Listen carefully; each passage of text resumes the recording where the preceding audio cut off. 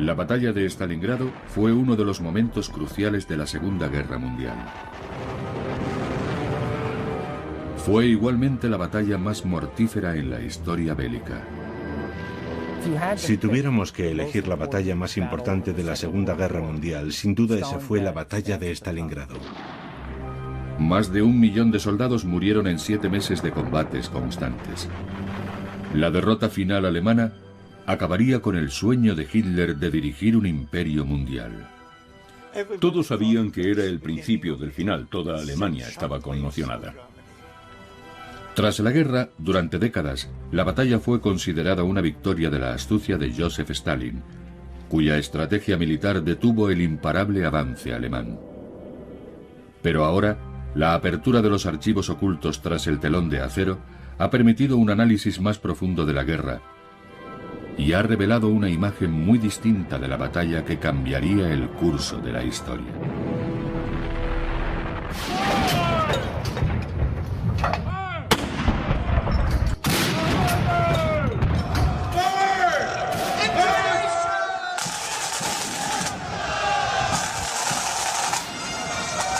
Aquí, en la legendaria Academia Militar de la Ciudadela en Carolina del Sur, David Glantz, coronel retirado e historiador militar, ha dedicado su carrera a estudiar la guerra en el frente oriental. Glantz ha escrito más de 1 centenar de libros sobre el ejército soviético y la guerra soviético-alemana. Es uno de los principales expertos mundiales en el tema, pero recientemente se ha visto obligado a revisar su visión de la victoria más famosa de Stalin. Todas las preguntas que tenía han sido contestadas ahora. Mi monografía sobre Stalingrado ha pasado de ser un volumen de 400 páginas a 3 volúmenes de 900 páginas cada uno. La batalla decisiva se libró por toda Ucrania y el sur de Rusia durante la segunda mitad de 1942. Terminaría convirtiéndose en una sangrienta guerra de desgaste en el interior y en los alrededores de la gélida ciudad de Stalingrado. Cuando las últimas fuerzas del eje se rindieron el 2 de febrero de 1943, la historia de la guerra se inclinó a favor de Stalin. Durante años, los historiadores creyeron que el dictador soviético había hecho caer a Hitler en la trampa, que la victoria del ejército rojo sobre el poderoso ejército nazi fue un golpe maestro del ingenio de Stalin. Pero esa versión de la historia fue escrita por los vencedores, y la verdad es mucho más compleja. La batalla de Stalingrado fue un choque titánico entre 2 de los dictadores más infames del mundo, Joseph Stalin y Adolf Hitler. Hitler creía que el régimen comunista era el resultado de una conspiración judía, ya que muchos de los más destacados fundadores del movimiento comunista, incluido León Trotsky, eran judíos. El Führer quería que el país fuera destruido a cualquier precio.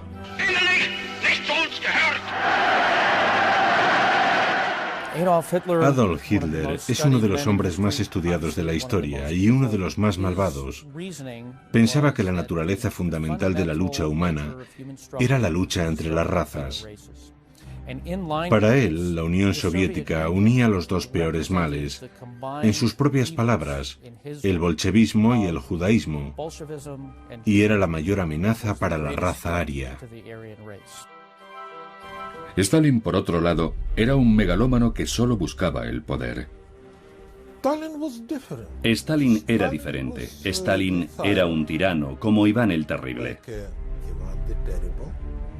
Era un genio de la intriga. Era como el mago de Oz, pero un mago de Oz malvado. El padre de Sergei, Nikita Khrushchev, conoció muy bien a Stalin. Nikita se convertiría más adelante en el líder de la Unión Soviética, pero durante la Segunda Guerra Mundial era comisario político y miembro del Consejo Militar de Stalin. Fue testigo directo de las decisiones del dictador. En 1939, Stalin firmó un pacto de no agresión con Hitler. El pacto se convirtió de hecho en un salvoconducto de los nazis para invadir Polonia. El pacto fue una arriesgada maniobra de Stalin, una estrategia para ganar tiempo. En 1939, el ejército soviético no era rival para la poderosa maquinaria bélica alemana. Stalin quería que Hitler se distrajera con otras ofensivas, mientras él reconstruía las defensas soviéticas. Stalin era realista y sabía que tarde o temprano Hitler les atacaría. En 1942 no estaba preparado. Y entonces todo saltó por los aires, porque Hitler derrotó a Francia y Gran Bretaña en unas semanas, en 1940. Y cuando Hitler ocupó París, Stalin era como el conejo que se sienta delante de la serpiente. Walter Günther era un soldado alemán que sirvió en Francia y los Balcanes siguiendo al imparable ejército alemán en su conquista de Europa. Después fue destinado a Rumanía. En 1941 tenía muy claro que Hitler preparaba el ataque contra los soviéticos. Veía más y más unidades alemanas dirigiéndose a la frontera entre Rumanía y Rusia en el Mar Negro. Y decía, bueno, espero que no pase nada. Pero el 22 de junio Hitler atacó.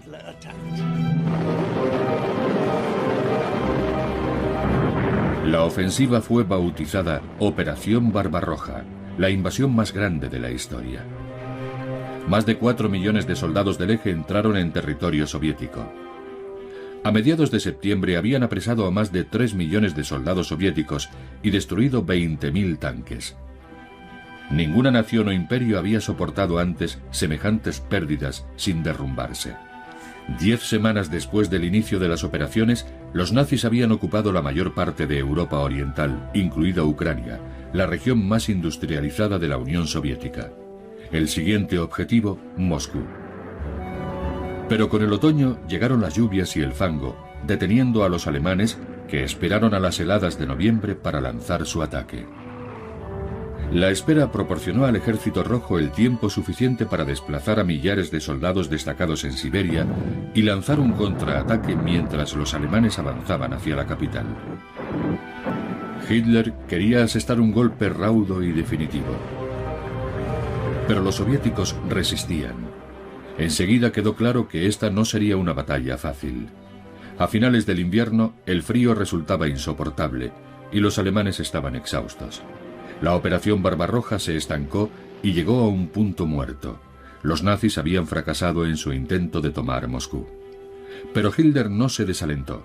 Convencido de que el Ejército Rojo estaba al borde del colapso y de que no podría sobrevivir a una nueva ofensiva, inició los preparativos de una nueva campaña a gran escala. La llamó Operación Azul. Hitler estaba decidido a lanzar una nueva campaña en 1942 para acabar de derrotar al Ejército Rojo y destruir la Unión Soviética. A diferencia de 1941, en 1942 dirigió el ataque al sur de Rusia, un sector más limitado. Creía que con las fuerzas de las que disponía alcanzaría sus objetivos. Fall Blau, la Operación Azul, que debía iniciarse en el verano de 1942, era el plan de Hitler para retomar la iniciativa y sacar a la Unión Soviética de la guerra. El propósito de la Operación Azul era rodear y destruir a todo el Ejército Rojo en el sur de Rusia. Hitler dividió el sur en 2 ejércitos. El grupo de ejércitos A recibió la orden de tomar los campos petrolíferos del Cáucaso, después de que el grupo B avanzara hacia el este para asegurar el control del río Volga. La conquista del Volga sería liderada por el 6º ejército alemán, del que Hitler había dicho que podía conquistar el cielo.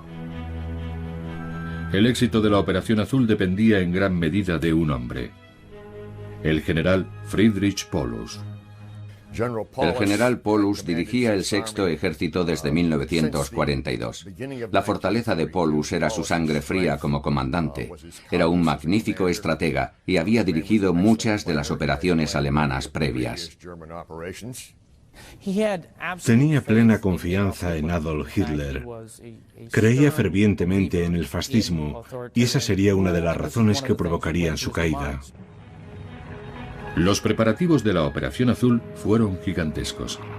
En la primavera de 1942, 68 divisiones, 3.000 tanques y la mayor fuerza aérea de la época empezaron a reunirse en el sur de Ucrania. Uno de los hombres destacados en las afueras de la ciudad de Kharkov era el teniente del Sexto Ejército Vigan Buster. Había combatido en el frente occidental y estaba convencido de que los nazis se alzarían con la victoria. Cuando llegamos a la ciudad, los soldados alemanes nos decían: no estéis tan orgullosos, no os jactéis tanto. Dentro de unos días estaréis mucho más callados. Los camaradas de Buster tenían razón. El frente oriental no caería tan fácilmente como el frente occidental. Stalin supo de los preparativos y comprendió que Hitler aspiraba a sacar a los soviéticos de la guerra con un ataque fulgurante. Stalin ordenó lanzar un preventivo para detener a los alemanes. Stalin decidió lanzar una serie de operaciones ofensivas con el objetivo de alterar el plan alemán previsto para el verano de 1942. Los soviéticos iniciaron dos ofensivas locales. La primera tendría lugar en Kharkov en mayo de 1942 y la segunda se desarrollaría en Crimea. La ofensiva de Kharkov fue una tentativa a gran escala de diezmar las fuerzas de Hitler. Durante 2 días, el Ejército Rojo avanzó por el oeste, penetrando en el interior del territorio controlado por los alemanes. El plan soviético parecía estar funcionando, pero entonces se volvieron las tornas. El teniente Buster fue testigo del avance del Ejército Rojo. Los rusos se abrieron paso cerca de Kharkov. Nosotros entramos en batalla en cuanto descargamos en la misma estación. Allí destruí varios tanques rusos con mi 10ª unidad de artillería. Buster no fue el único que destruyó tanques rusos. La superior potencia de fuego alemana hizo su trabajo. Pocos días después, la ofensiva de Kharkov se había convertido en un desastre para el Ejército Rojo. Muy pronto se amplió a lo largo de 110 kilómetros. Cada vez resultaba más difícil defender el frente. Y para agravar las cosas, los soviéticos veían cómo las divisiones de tanques alemanas se agrupaban en los dos flancos, amenazando con rodear a sus fuerzas. La inteligencia soviética aconsejó a Stalin que ordenara la retirada. Pero para Stalin, la retirada no era una opción. El jefe del Estado Mayor del Ejército Rojo fue a ver a Nikita Khrushchev, el oficial de mayor rango del soviet militar, con la esperanza de que pudiera hacer cambiar a Stalin de opinión. Nikita le contó a su hijo aquella conversación.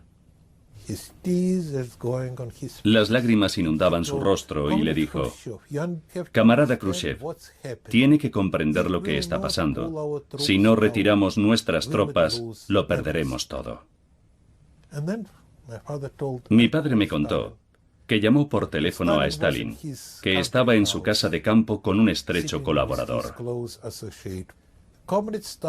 El camarada Stalin le contestó a mi padre: no metas las narices en los asuntos militares, tú no entiendes nada. Y le colgó el teléfono.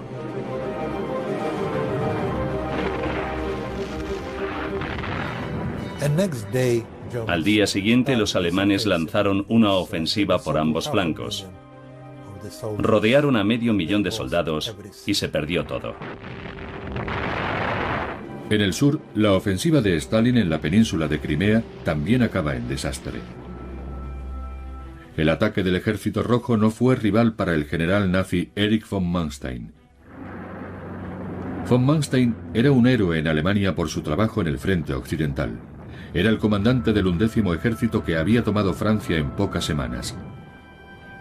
No tuvo ningún problema para rechazar el ataque ruso.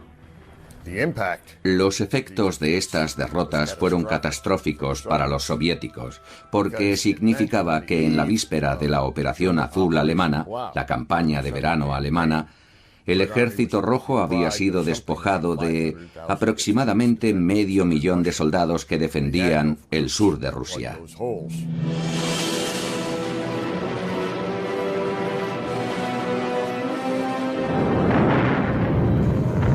La mañana del 28 de junio de 1942 comenzó la Operación Azul. Los grupos de los ejércitos A y B atacaron la Unión Soviética con una ofensiva escalonada. El primero en atacar fue el Grupo B, incluido el sexto ejército del general Paulus. Después, el Grupo A avanzó hacia los importantes campos petrolíferos del Cáucaso. El ataque escalonado permitía a la Fuerza Aérea Alemana procurar su letal protección aérea primero a un grupo y luego al otro. Los nazis rápidamente abrieron una brecha de 320 kilómetros en la línea defensiva del Ejército Rojo. Para los soldados alemanes, que avanzaban imparables, era casi demasiado sencillo. Veías a la infantería a la derecha y a la izquierda. Sentías que no estabas solo en un país extraño. Incluso cuando te atacaban, tenías ayuda tanto a la izquierda como a la derecha. Nada nos detenía. Durante mucho tiempo no hicimos otra cosa que seguir avanzando. Y cuando nuestros caballos estaban agotados, usábamos los tractores y los tanques que habíamos arrebatado a los rusos. Éramos como un grupo de gitanos avanzando hacia el este. La primera fase de la Operación Azul está bien documentada, pero el desarrollo posterior de la batalla no se conoce tan bien. Es aquí donde los recién descubiertos archivos cambian nuestra visión. La singularidad de la batalla de Stalingrado en términos de fuentes materiales es que ahora disponemos de datos fidedignos acerca de la batalla. Hablo de documentos de los ejércitos y soldados que participaron en ella. En el caso de los archivos alemanes, ahora disponemos de los diarios de campaña del Sexto Ejército, que han estado desaparecidos durante 50 años. Muchos de los documentos del Sexto Ejército fueron encontrados recientemente, y en el lado soviético casi todos los documentos fueron ocultados a los historiadores occidentales hasta la desaparición de la Unión Soviética. Por lo general, los libros que se publicaban estaban políticamente sesgados. Loaban las glorias del victorioso Ejército Rojo, justificaban sus derrotas y ocultaban las manchas y errores del historial militar. Durante años, esos documentos cruciales permanecieron ocultos tras el telón de acero, pero en el año 2000, 9 años después de la caída de la Unión Soviética, fueron publicados finalmente. Cuando examinamos esos documentos, que no estaban disponibles para los historiadores anteriores, se pueden identificar ciertas ideas erróneas acerca de cómo fue conducida la batalla y el resultado de la misma. Ahora podemos cambiar esas falsas ideas por la verdad. La más extendida entre estas falsas ideas versa sobre la estrategia de Stalin ante el avance nazi. La historia nos dice que Stalin ordenó a sus hombres retirarse, haciendo que los alemanes lo siguieran y cayeran en su trampa en el interior de la ciudad. El plan parecía un golpe de genio militar, un gran éxito que arraigó en la cultura popular soviética. Pero David Glantz ha descubierto que esa popular historia es falsa. Hay dos mitos fundamentales que han quedado destruidos con las nuevas revelaciones de los archivos. La primera es que cuando los alemanes lanzaron su Operación Azul, Stalin ordenó la retirada a sus tropas estacionadas en el sur de Rusia. De hecho, los archivos demuestran que Stalin dio órdenes estrictas a sus hombres de que resistieran en sus posiciones a toda costa. Este volumen de directrices y órdenes de la Stavka contiene órdenes en relación al deseo de Stalin de que sus ejércitos resistieran y pelearan. Cito una orden del 9 de julio. No habrá ningún tipo de retirada. Stalin cree que sus hombres no deben retroceder bajo ninguna circunstancia. Y cuando se vean obligados a hacerlo, tienen órdenes de retirarse peleando y defendiendo con uñas y dientes cada palmo de terreno que cedan.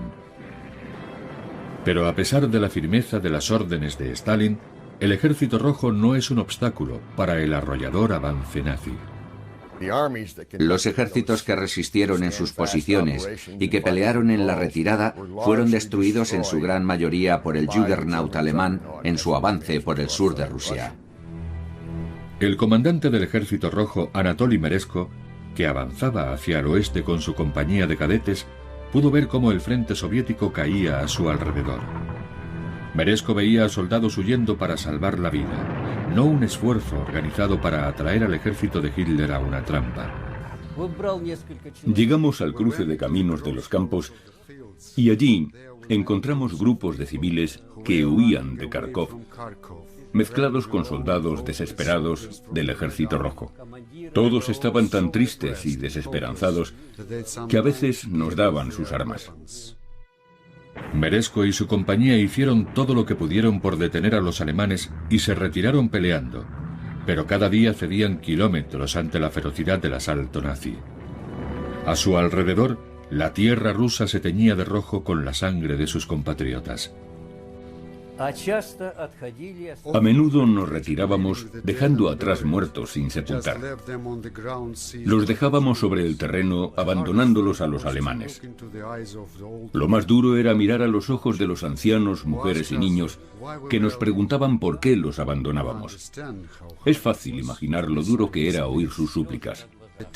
Sus ojos se inundaban de lágrimas, pero nosotros no podíamos detener a los alemanes. Las fuerzas del eje avanzaban imparables usando tanto las armas como la guerra psicológica para quebrantar el espíritu de los soldados soviéticos. Los alemanes lanzaban panfletos con la siguiente leyenda: pequeños demonios de Stalin, luchad contra vuestros comandantes. Rendíos o de lo contrario seréis destruidos. Uno de aquellos días, la distancia entre líneas era de 300 metros. Los alemanes anunciaban por sus altavoces: mirad lo que os pasará si no os rendís. Vimos cómo sacaban a 4 personas medio desnudas de su fortificación y las fusilaban. Los métodos nazis funcionaban. A pesar de las órdenes de Stalin de resistir y luchar, o al menos de retirarse peleando, el caos se apoderó del Ejército Rojo. Los soldados huían intentando sobrevivir. Stalin se puso lívido cuando oyó las noticias del frente. Cuando vieron la magnitud de la derrota y a los alemanes avanzando por todas partes, sin posibilidad alguna de detenerlos, Stalin llamó a Khrushchev, mi padre, y le dijo: ven a Moscú. Como jefe del soviet militar, Khrushchev sabía que sería el blanco de la ira de Stalin. Khrushchev, mi padre, fue a la dacha de Stalin. Este le dijo: camarada Khrushchev, ¿recuerda a aquel general del ejército imperial ruso que perdió la batalla en Prusia Oriental en 1914? Y mi padre dijo: sí, recuerdo que fue el general Samsonov y que se suicidó. Entonces Stalin le dijo: por favor, acaba tu sopa. Y no le contestó. Pero mi padre no quería suicidarse. En realidad pensaba que no había sido culpa suya, sino de Stalin. Hoy, los estrategas militares están de acuerdo. La mayoría cree que si Stalin hubiera ordenado una retirada organizada, dando tiempo a sus hombres para reagruparse, podría haber restablecido sus defensas evitando la masacre que tuvo lugar. Pero Stalin se opuso férreamente a la retirada. De hecho, los archivos recientemente descubiertos demuestran lo lejos que estaba dispuesto a llegar para detener la ofensiva nazi. A los ojos de Stalin, la resistencia era la prioridad máxima. Sus tropas debían seguir luchando. El 28 de julio de 1942, Stalin recurrió a medidas draconianas. La Orden 227 emitida por el comisario de defensa proclamaba: ni un paso atrás. Para hacer cumplir la orden, ordenó a todos los ejércitos la creación de destacamentos de bloqueo con instrucciones de fusilar a los soldados que abandonaran el frente aterrados. Meresko esperaba que los destacamentos de bloqueo y los nuevos refuerzos, como sus cadetes, ayudaran a detener las oleadas de soldados que huían. Creíamos que podríamos detener la retirada. Al final la orden puso en marcha las barreras, pero los soldados seguían retrocediendo. Pero teníamos que detener el pánico que invadía a casi todas las divisiones, sobre todo a aquellas divisiones que participaron en la operación de Kharkov. Estaban aterrorizadas, no solo por la infantería, también por los tanques y la fuerza aérea. Incluso la sola palabra alemanes les hacía huir. Los destacamentos de bloqueo estaban bajo el mando de la NKVD, las fuerzas de la policía soviética. Un informe revela que retuvieron a más de 600.000 soldados, arrestaron a más de 25.000 y fusilaron a 10.000 compatriotas. Irónicamente, la NKVD consiguió retirar a más soldados soviéticos de la circulación que los propios alemanes. El éxito inicial de la Operación Azul sorprendió a los nazis, que carecían de recursos suficientes para controlar el ingente número de soldados apresados. Hitler tenía tropas y potencia de fuego suficientes para derrotar al Ejército Rojo, pero no para reunir a los prisioneros y trasladarlos lejos del frente. Aunque los alemanes destruyeron casi 6 ejércitos soviéticos y rodearon a todas esas fuerzas, simplemente carecían de suficientes soldados para vigilar y apresar a los soldados que habían rodeado. Muchos potenciales prisioneros escaparon. Otros fueron encerrados en prisiones al aire libre, donde las bajas temperaturas y la falta de alimentos significaban una muerte casi segura. Pero para los nazis, los prisioneros eran una preocupación menor. La Operación Azul marchaba tal y como estaba planeado, y lo que quedaba del Ejército Rojo de Stalin se veía forzado a retroceder hacia el este. A principios de julio, Adolf Hitler, exultante, anunciaba el fin de la Unión Soviética. Anticipándose al inminente colapso de la Unión Soviética, Hitler modificó la Operación Azul. Primero, ordenó al Sexto Ejército que tomara la ciudad homónima de Stalin, Stalingrado. El resto del Grupo B se dividiría para tomar el Cáucaso, mientras una parte mayor del Grupo A era enviada al norte para atacar Leningrado. El anuncio de Hitler fue prematuro. Estaba proclamando la victoria antes de ganar la batalla. Debilitó demasiado sus fuerzas separándolas y alejando el apoyo mecanizado necesario de la infantería. El ejército alemán tenía que ejecutar 2 estrategias objetivamente diferentes, no solo Stalingrado, también los campos petrolíferos del Cáucaso. Los hombres del Sexto Ejército tenían la misión más dura: conquistar Stalingrado sin el apoyo del Cuarto Ejército Panzer, ahora camino del Cáucaso. Esto hizo al Sexto Ejército alemán más vulnerable en su avance hacia la ciudad. Los Panzer Mark III eran las bestias de carga del ejército alemán. Diseñado por Daimler-Benz, este tanque fuertemente acorazado de 23 toneladas podía alcanzar velocidades de hasta 35 km por hora. Otra variación era el Sturmgeschütz III, construido sobre el chasis del Panzer. Este cañón de asalto, conocido como Stug, era muy estable y estaba equipado con una pieza de artillería de 75 milímetros. Era un auténtico asesino de tanques. Los tanques alemanes tenían más capacidad de fuego y de maniobra que sus rivales soviéticos. Stalin dependía del T-26, un vehículo más lento y con menos potencia de fuego. En 1941, los nazis destruyeron más de 20.000 tanques soviéticos. En Occidente solemos pensar desde nuestra propia supremacía tecnológica, pero a menudo ignoramos el hecho de que los avances que los alemanes intentaron conseguir y que lograron con extraordinarias mejoras en su flota armada fueron diseñados para combatir no solo la superioridad numérica soviética, sino también la superioridad tecnológica soviética. El Sexto Ejército era más vulnerable sin el apoyo de los Panzers, pero en ese momento aquello no parecía tener importancia.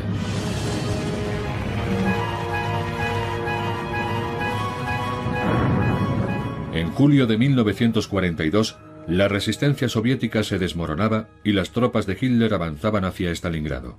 El resto del mundo también se hundía. Europa occidental estaba controlada por los nazis. En África, el legendario mariscal de campo Erwin Rommel obligaba a las fuerzas británicas a refugiarse en Egipto y amenazaba con tomar el Cairo. Y los submarinos nazis acechaban en las costas de Estados Unidos, amenazando al último aliado en llegar. La Operación Azul marchaba tan bien que Hitler quiso un nuevo trofeo, la ciudad de Stalingrado. Aunque de menor importancia estratégica que los campos petrolíferos del Cáucaso, tomar la ciudad homónima de Stalin sería un duro golpe para el ejército soviético. Antes se creía que el camino a la ciudad había sido fácil. La segunda idea falsa es que el avance alemán que tuvo lugar en junio, julio y agosto fue un paseo relativamente fácil, sin apenas resistencia. Ahora sabemos que eso es falso. Resultó ser todo lo contrario. A medida que el estruendo nazi se aproximaba a Stalingrado, los soviéticos se reagrupaban lo mejor que podían. Stalin empezó a desplegar ejércitos recién formados en la gran curva del río Don, un tramo del río Don que forma una U tumbada. Era el lugar perfecto para presentar batalla. Esta apuesta desesperada se conocía desde hacía años, pero solo recientemente se ha sabido lo eficaz que resultó y cuántos soldados alemanes murieron. Stalin ordenó a esas fuerzas que lanzaran contraataques múltiples y contraofensivas estratégicas.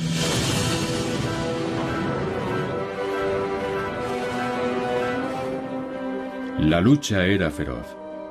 Era la primera contraofensiva del Ejército Rojo desde el inicio de la Operación Azul. Los dos bandos se encontraron en Voronezh, una ciudad próxima al Don. Stalin envió a un ejército recién formado, el quinto ejército de carros de la Guardia, que entró en acción en el noroeste de Voronezh. Esta era una unidad letal dotada con el último tanque de Stalin, el T-34. Los soviéticos por fin tenían un arma que estaba a la altura del Panzer alemán. La producción del T-34 comenzó en 1940, pero solo en el 42 empezó a reinar en el campo de batalla, justo a tiempo para llevar el miedo a los corazones de los confiados soldados alemanes acostumbrados a la victoria. El T-34 fue el tanque soviético más numeroso de la Segunda Guerra Mundial. Se fabricaron unas 83.000 unidades y su fabricación era fácil, sencilla y rápida. Se le considera el mejor tanque y el más completo de la Segunda Guerra Mundial. Tenía un blindaje inclinado y orugas anchas, por lo que era versátil, veloz y fácil de maniobrar en cualquier terreno. El motor diésel de 12 cilindros era muy potente y alcanzaba los 55 kilómetros por hora. Llevaba un cañón de 76 milímetros y dos ametralladoras de 7,62 milímetros. Solo había una cosa que todo el mundo temía: el tanque ruso T-34. Un cañón normal no podía atravesar el blindaje frontal del tanque. Era necesario usar cañones de 7,5 milímetros que habitualmente se usaban contra la aviación. Si intentabas destruir un T-34 con un cañón antitanque de, digamos, 37 milímetros, el proyectil rebotaba en el blindaje frontal e incluso en los laterales. Se trataba sin lugar a dudas de un tanque seguro, con gran potencia de fuego, y su tripulación estaba muy protegida.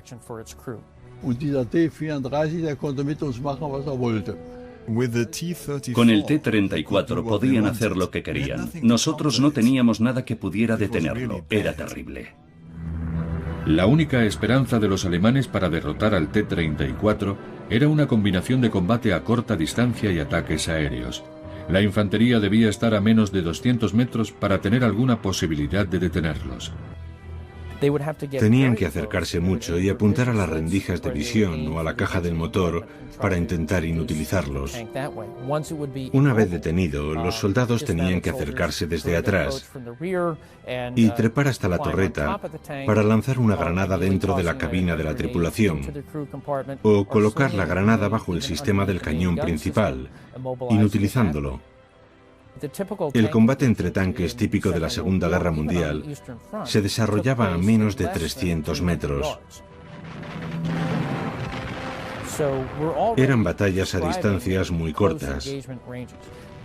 Para destruir un T-34, los soldados tenían que subirse literalmente encima del tanque. Camino de Stalingrado, Vigan Buster se vio cara a cara con numerosos T-34. En ocasiones, fue solo la suerte la que hizo que sus hombres y él siguieran con vida. Envié a un soldado a mirar al otro lado de la esquina, para que nos avisara cuando se acercaran los tanques rusos. Enseguida se acercó uno, un tanque solo.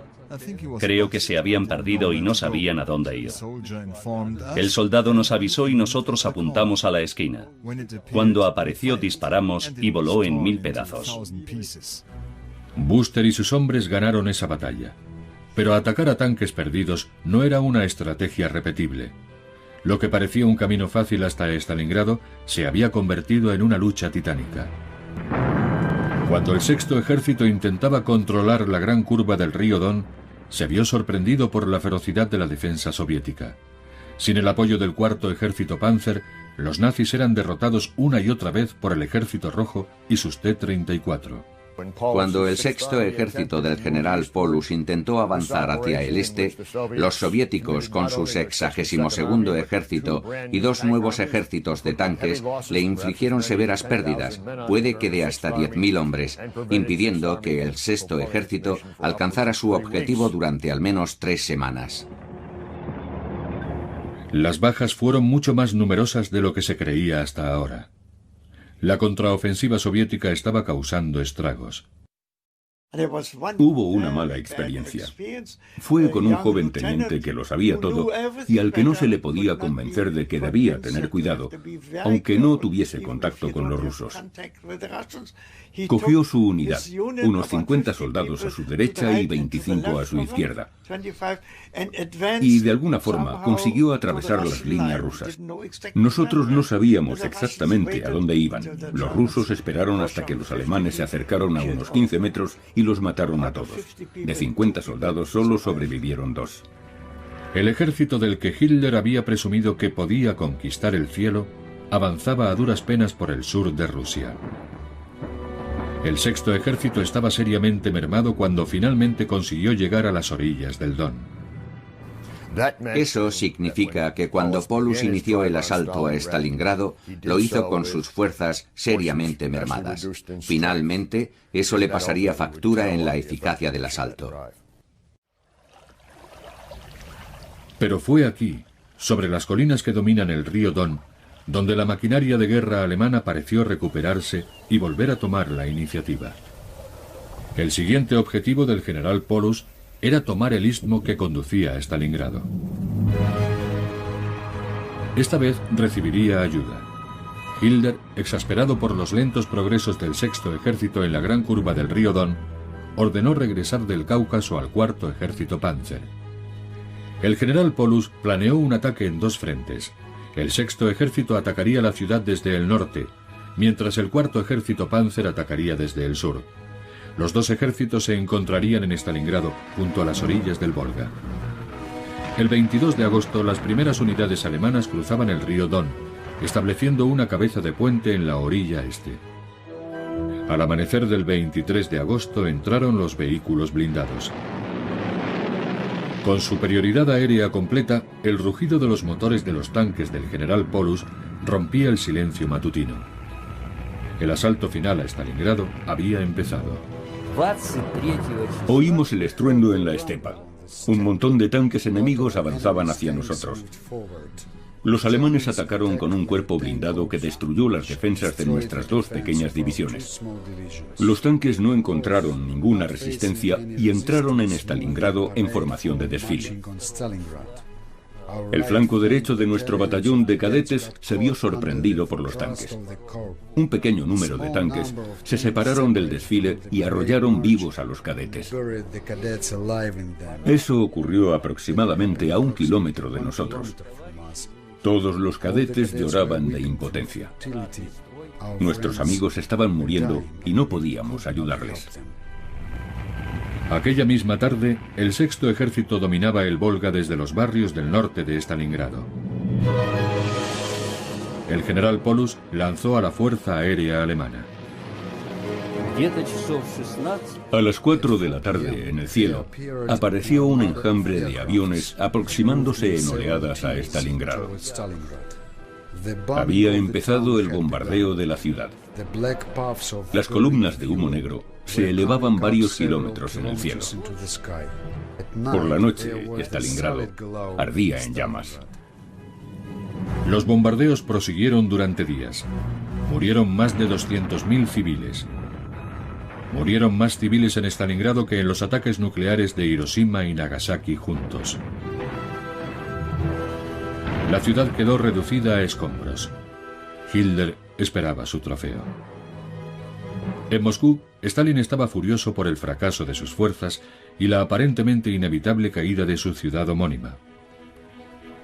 Fiel a su costumbre, Stalin dirigió su ira hacia sus camaradas, tanto políticos como militares. Nikita Khrushchev pensó que iba a ser eliminado. Stalin le dijo, vuelve al frente. Y mi padre pensó, seguro que me arresta en el coche. Porque era costumbre de Stalin detener a la gente cuando salía de su residencia. Así que pensó, ¿qué hago? ¿Qué puedo hacer?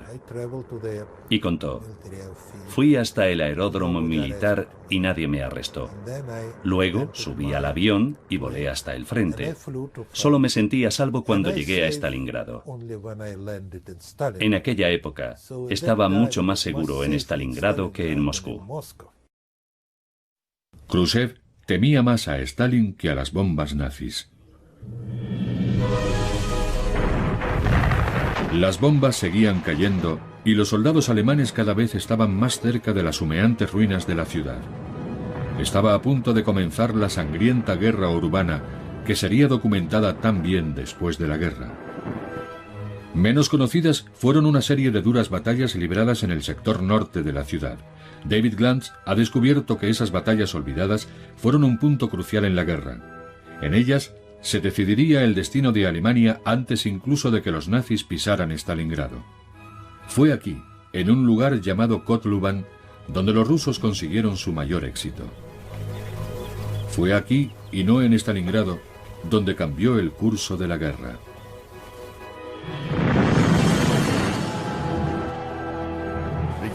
Comenzaron a finales de agosto y continuaron durante septiembre y octubre. 4 operaciones ofensivas conjuntas conocidas como las operaciones Kotluban, así llamadas por la ciudad de Kotluban, situada en la estepa al noroeste de Stalingrado. En esas operaciones, los soviéticos lanzaron entre 2 y 4 ejércitos en ataques casi suicidas contra el flanco norte alemán. Coordinados apresuradamente y pésimamente controlados, estos ataques causaron más de 200.000 bajas en el Ejército Rojo. Eran misiones aleatorias y peligrosas que retrasaron el ataque alemán, pero que pusieron a soldados como Anatoly Meresko al borde de la muerte. El 24 de agosto nos dijeron que atacaríamos a los alemanes con el objetivo de cortar un pasillo de 8 kilómetros de longitud. Ni nuestro regimiento, ni la aviación, ni la artillería estaban entrenados para ese ataque. Atacamos a ciegas, cortamos el pasillo, pero sufrimos muchas bajas. Después de 2 días, los alemanes enviaron más refuerzos y nos obligaron a retroceder. Las numerosas bajas y el éxito final alemán relegaron esas batallas a meras notas a pie de página de la historia. Otro fracaso soviético en los prolegómenos de la batalla de Stalingrado. Pero la historia tiene otra lectura. Los soviéticos sufrieron pérdidas espantosas en los enfrentamientos de Kotluban, tanto en vidas humanas como en tanques. El 6º ejército del general Paulus ahora tendría que tomar la ciudad de Stalingrado con la infantería fundamentalmente, ya que el 14º ejército de Panzers estaba atrapado en otra parte. Las batallas de Kotluban aislaron a los tanques de Paulus, por lo que el 6º ejército alemán se vio obligado a seguir avanzando con escaso apoyo mecanizado. Glantz opina que gracias a eso, Stalingrado tuvo una oportunidad para sobrevivir.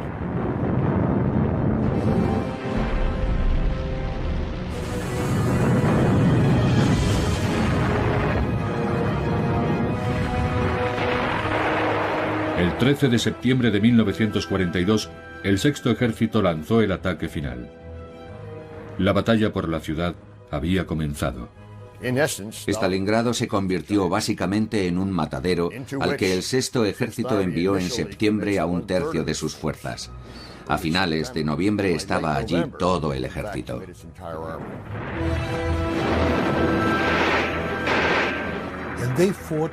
Luchaban por todas partes, en cada sótano, en cada piso de los edificios de viviendas.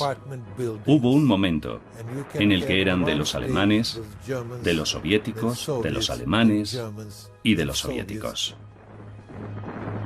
Sin las orugas y los cañones de sus unidades de tanques, los alemanes se vieron forzados a luchar calle por calle, edificio por edificio. Lo que pasaba es que llegaba una división alemana con una capacidad medio alta en términos de combate, y 2 semanas después de entrar en combate, su capacidad era débil o estaba agotada. Al otro lado de la línea de fuego, los soviéticos hacen exactamente lo mismo, pero economizando sus fuerzas. Envían suficientes tropas para mantener el fuego de los combates en el centro de Stalingrado. Los soviéticos resistían buscando ganar tiempo, porque al norte y al sur de la ciudad, los refuerzos del Ejército Rojo se preparaban para lanzar otro gran ataque. Los alemanes luchan contra reloj. Quieren acabar cuanto antes y por completo con los últimos reductos de la resistencia soviética. Nunca lo conseguirán porque la mañana del 19 de noviembre las tropas alemanas oyen cañonazos distantes procedentes del noroeste y del sur. Esos cañones anuncian el inicio de la contraofensiva soviética.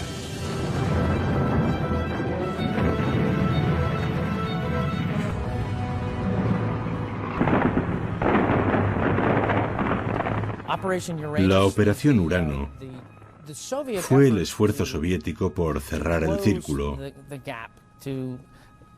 para aplicar 2 pinzas masivas, una por el norte y otra por el sur. Los soviéticos sabían que las líneas alemanas eran débiles y pronto las atravesaron. Más de 1 millón de soldados del Ejército Rojo rodearon a las tropas alemanas. 3 días más tarde, la pinza soviética se cerraba cerca de la ciudad de Karachi, atrapando a más de 270.000 hombres. Para los alemanes solo quedaba una esperanza. El alto mando pidió ayuda al mariscal de campo von Manstein, a quien Hitler previamente había enviado al norte, a Leningrado. Ahora recibe órdenes de que vuelva al sur y organice la operación de rescate.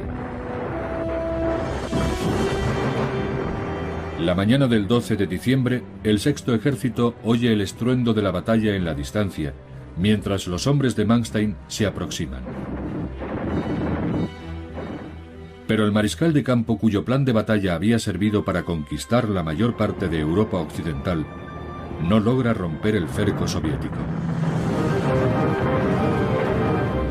Cuando los cañones de la fuerza de socorro de Manstein son silenciados, el Sexto Ejército, rodeado, es consciente de lo sucedido.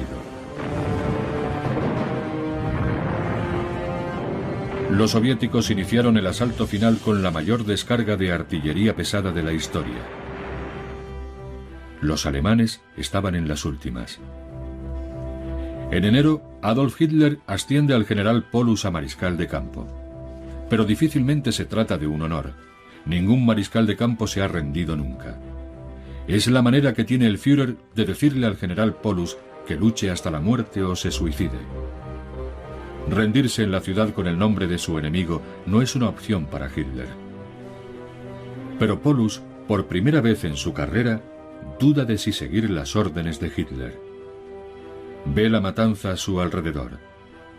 2/3 de sus 270.000 hombres han muerto. Y aquellos que han sobrevivido están hambrientos, ateridos de frío y seguros de la derrota. El 31 de enero de 1943, el general Paulus desafía al Führer y se entrega prisionero. La batalla de Stalingrado ha terminado.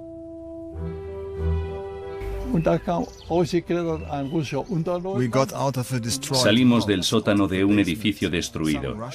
Los soldados rusos nos esperaban allí apuntándonos con sus ametralladoras. Nos desarmaron, por supuesto. Estábamos tan cansados que no nos importó. Yo estaba tan apático que ni siquiera sentía miedo de nada. A 1.600 kilómetros de distancia, en Alemania, la impensable noticia de que el legendario Sexto Ejército ha sido vencido conmociona al país. La noticia de la derrota en Stalingrado corrió por toda Alemania, conmocionando al pueblo alemán. Centenares de miles de familias alemanas tenían soldados destinados en la batalla. Sabían que habían perdido a sus hijos, que habían perdido a sus maridos, que él no volvería a casa. Ninguna batalla o campaña antes había sacudido a Alemania de semejante forma. La batalla de Stalingrado duró más de 7 meses. En ella murieron más de 750.000 soviéticos y más de 850.000 soldados de las fuerzas del eje. Del 500.000 de civiles que vivían en la ciudad, solo quedaron 1.500. Corría el invierno de 1943, y aunque la victoria en Europa no sería oficial hasta más de 2 años después, la derrota alemana era ya inexorable. Los soviéticos defendieron Stalingrado, y 26 meses después sitiaron Berlín.